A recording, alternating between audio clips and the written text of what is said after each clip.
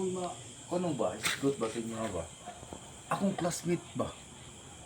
Namulang matay ni Daog may noon si Pintamil noon. Grabe no? Wala na sa kuwang. Lolo, nindaog. Hilap doy. Dako kayo. Lagi, dako kayo. Tugaw. Pila daog sa imo Pero ito daw ni mo? 50,000. 200 akong daog. 200,000. 1,000? Unsa po ng lolo oy. Karon, nag-isgot man mo og sabungero. Hindi daw ba? Kana lang. Ako, mo shoutout na lang ko sa mga sabungero ha. Shoutout sa mga sabungero. Na ako'y amigo. Scientist. Scientist? Sa iyang pagka-scientist, pobre ra kay siya, pero bright siya scientist. Tanang manok ug unggoy, iya nang gi-combine. Nanakop siya og unggoy, nanakop pud siya og manok. Pero nasinikta manok. Nakop siya og unggoy din nasinikta manok. Scientist man siya karon.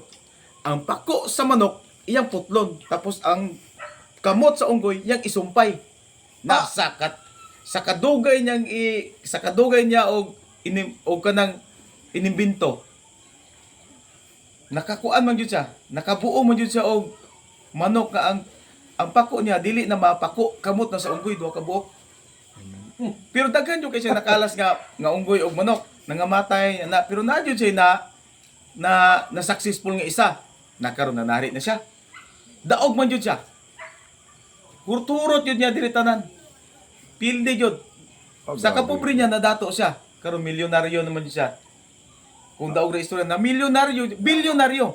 Karon kay nangita naman jud siya katong kontra siyang manok nga ang kamot unggoy. Kay kalali man ni bonal sa manok ang gunitang tiil. Patay ang kontra. Manok. So daog jud siya. Karon kay wa na may musukol si iha dire. Nalukop siya og pangita dire sa Pilipinas. Abot man siya Batangas. Patay tayo dyan.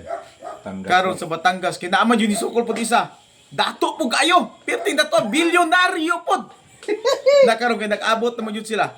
Sugalay hutdanay jud kwarta, wa jud ibili masin piso.